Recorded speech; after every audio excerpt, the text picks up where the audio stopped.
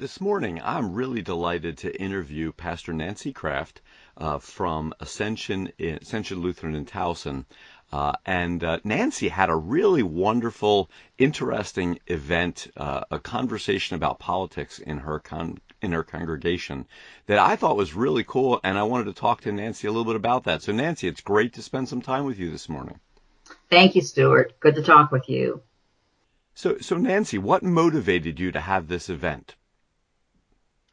Well, ever since the election in November, I had noticed that there was a lot of tension in my congregation, and others probably have experienced the same thing in their congregations or in their families. Nothing was being said, but people couldn't look each other in the eye. It was just very uncomfortable. There had been some Facebook exchanges between members of my congregation that I was watching that weren't healthy. And we were going along, and during Epiphany, we were in the Sermon on the Mount, as you might recall. Week after week, we were hearing these texts from the Sermon on the Mount, and it seemed like every time I preached, there was an unspoken subtext. People were filtering everything I said through the election, even though I wasn't even talking about it. And then when we got to that part about being reconciled in Christ, being reconciled before you bring your offering to the altar, that one in particular really just stuck out for me. And I wondered what is going on here. This isn't feeling good. And I felt like we needed to be more open with one another. We needed to be able to look one another in the eye again. And then we were heading into Lent. And I just was more and more uncomfortable and thinking, we can't go through Lent like this. This is just awful. And like I said, there was no open conflict. It was just this heavy feeling. And one of the things I like to preach about a lot is that we need to model the love of Christ within our community. And that our congregation is like a little love laboratory, I like to say, and we're practicing on each other so that we can be the love of Christ out in the world. And if we can't get it right here, we're never going to get it right out there. So I preached a sermon about all of that. I actually entitled the sermon, Help, There's an Elephant Sitting on the Baptismal Font. And I didn't even deal with the text that day. I just dealt with this feeling that I was having and that we needed to do something about it. And at the end of my sermon, I invited them to attend an event. I had no idea what would happen, but I thought I need to at least try to be a part of a solution here. So I invited them to an event where they could come and listen to one another and understand each other. And that led to the event itself. I read your blog post on the event, and it was wonderful. I also listened to that sermon, too, because I was curious how you led into it. I will link the blog post on the Getting Deeper section, but can you say more about what the event actually was? Yeah. The event was, actually, this was modeled after something I've done before. It's a way to get people who don't think the same way to start, at least, to understand how the person with a different perspective thinks. And I had just done this in January with our youth group. And I had adults in one group and the youth in another group. And that was a lot easier. But I thought if it works in that context, I think maybe it will work in the same context. So I invited people to come on a Saturday morning so we could have lots of time together. It's not something you could do in an hour. And I didn't know how many to expect. And we had about 30 people show up. And I would say of the people in my congregation that I imagined really needed to be there, they came. That was my fear, that the ones who didn't need to be there wouldn't come and vice versa. Would come and vice versa. So they came, and I opened the meeting with some scripture. I used text from Ephesians 4, which is a good one. And then we went over some ground rules, which was really important to have ground rules. So then I divided them into two groups, and I really struggled with how to do this and decided that the only way to do it was head on. And so I had people who voted for President Trump in one group and people who did not vote for President Trump in the other group. Now, we did have a handful of people who were independents or who didn't vote either way. And I just let them decide which group they felt that they belonged in. That was actually a point where one person in particular was very, very uncomfortable doing that. And she almost left. I gave her the option of leaving because she was going to out herself, and she just, no one knew how she voted, and she really struggled with that. But she went ahead and did it, and she went with the Trump group. And I was surprised that they were almost evenly divided. There might have been one or two more people in the group that didn't vote for Donald Trump. And I was surprised by that, although, that just indicates the people that came to this event. It's not really representative of the people in my congregation, because I would say overwhelmingly the people in my congregation did not vote for Donald Trump. And I've been very sensitive to the people who did, because I didn't want them to feel like lepers in their own congregation. And I have felt that they felt that way. And they've acknowledged that to me as well since that event. So anyway, they went into two groups. And then I tasked the groups with compiling a list, and they did on newsprint, a list of 5 to 10 things that they wanted the other group to understand about them. And they went at it, and they could have gone on for hours with this. I think they really enjoyed being in the safety of a group where they knew they could speak freely about whatever.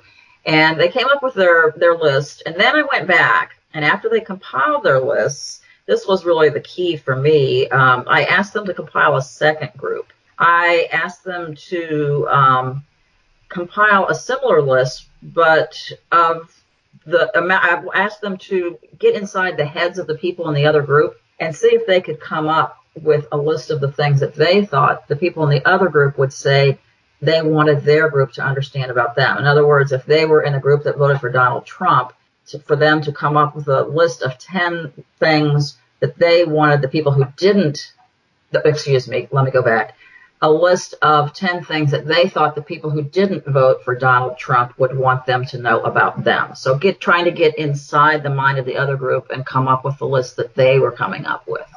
And actually that was easier for them, I found. I don't know if that would be true if you try this at home, but it seemed to be easier for them. And then we got back together as a large group, and we simply compared lists.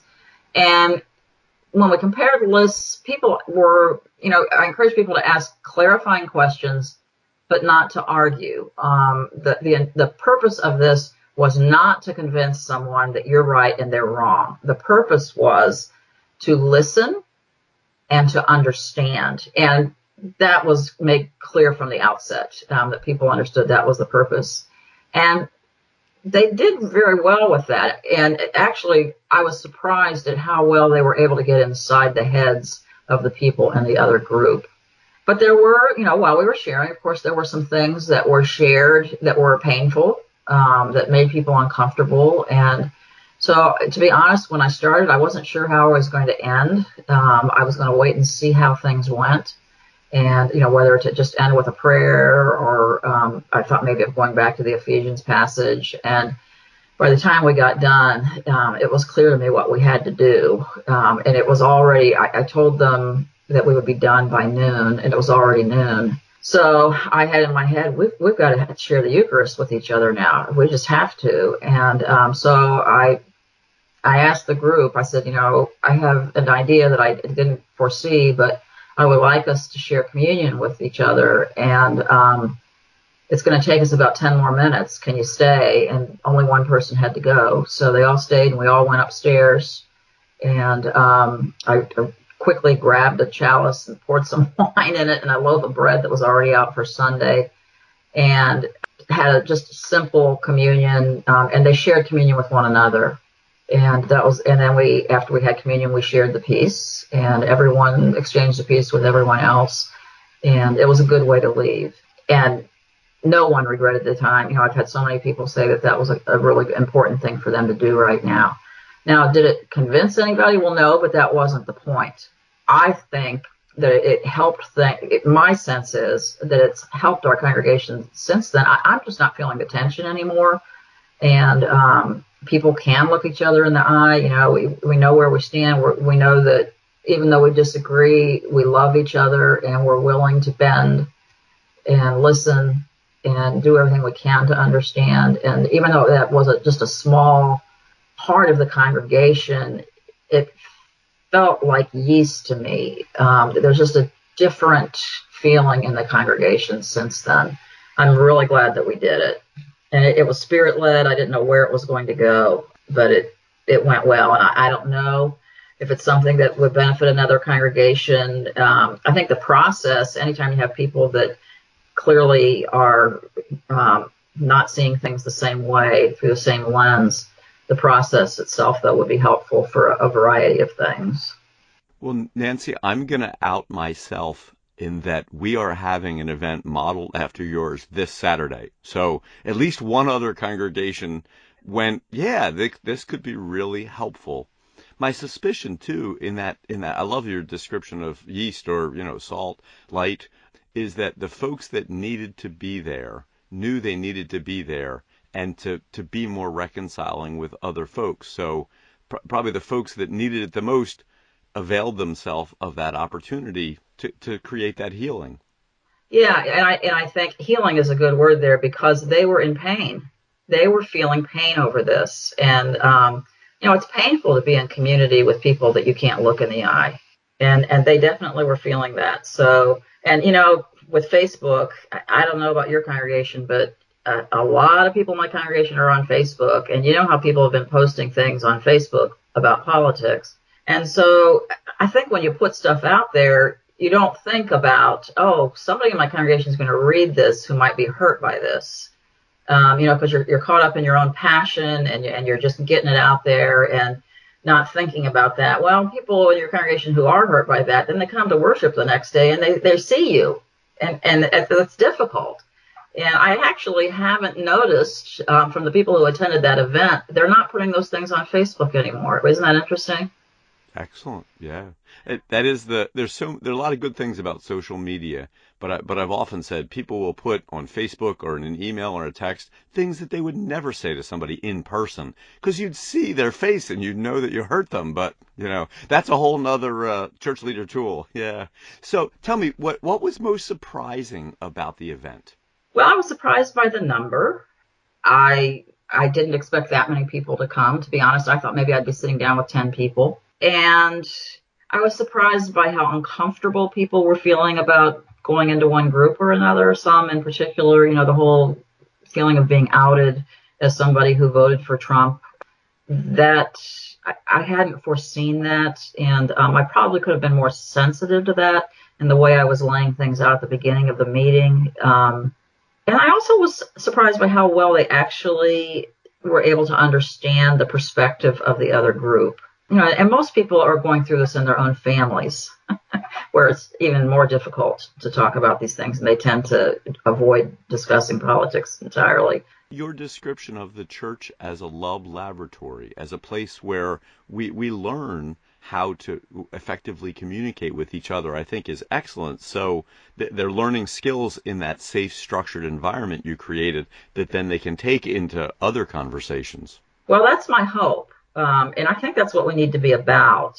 One of the things that both groups put number one that they wanted the other group to understand about them is that they're people of faith and following Jesus is important to them. And that's so key to remembering when we have conversations like this. And that's one of the things that makes a conversation like this different within Christian community than it might be within your own family or in your place of work or in your neighborhood. We have the goal of being people of faith together. And so we have to work this out. And that motivation helps us within that little love laboratory, I think. And with those skills developed, that can bless the future life of the congregation. We both know of congregations that have been literally torn apart about decisions about gay marriage or whether to move the facilities or, other challenging situations that come along. So in learning in this environment of politics how to converse and relate in the love laboratory, then that helps for whatever the next challenge in a congregation is. Oh, exactly. In fact, I'm a little calculating as a pastor. I'm new in this congregation, and I have noticed, as any other congregation I've ever served in, they have a lot of trouble with conflict. And I saw this as an opportunity as a pastor to deal with a conflict that although it was personal, there are a lot more personal things that you could be having a conflict over, and to practice some skills that maybe down the road there's going to be something even more heated, and now we've practiced this and we can do this again. Dealing with conflict on areas that aren't so consequential, like this wasn't going to tear our congregation apart or anything like that.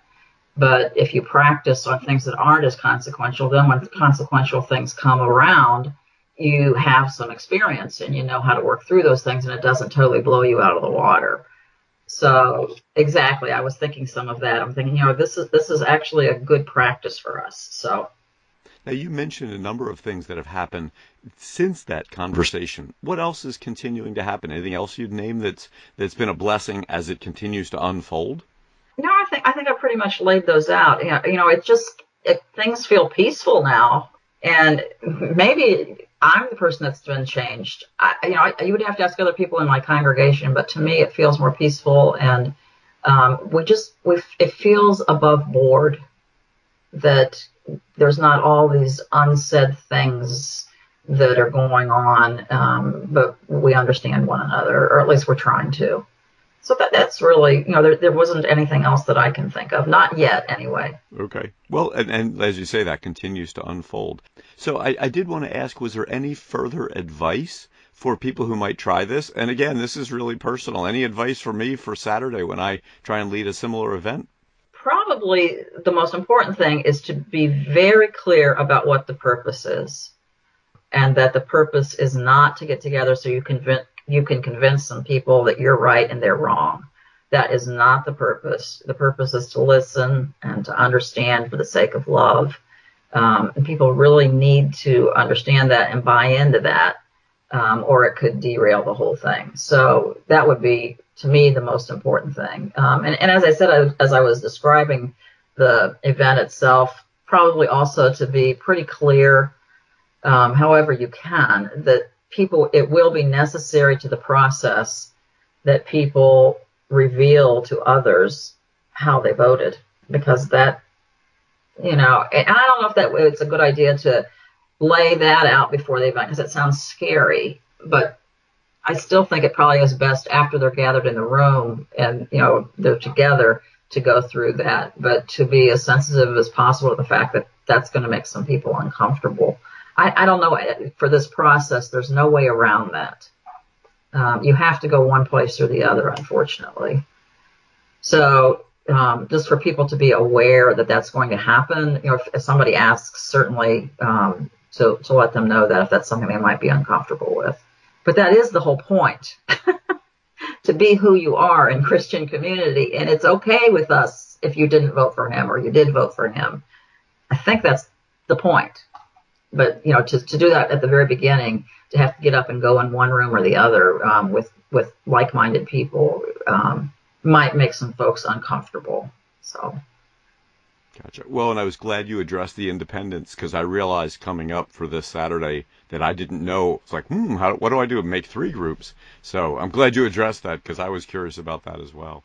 Well, and the way the process is, I struggled with that too, because I already knew that we had some people that didn't vote one way or the other, and I struggled with, could you do this with 3 groups? And you couldn't, because then you would have to be putting yourself in the mindset of the way that group thinks and the way that group thinks, and you would have 3 lists, and it would just be so confusing. I just don't think it would work. Yeah. Well, Nancy, I really appreciate the time with you today. I appreciate both that you had the event and then you shared it with a larger pool of leaders, both with your blog and in this church leader tool, so we can all kind of think about that. That's what we're here for as the Evangelical Lutheran Church in America, to help and bless and give each other, encouragement and advice and challenge each other. So I thank you so much for the time today.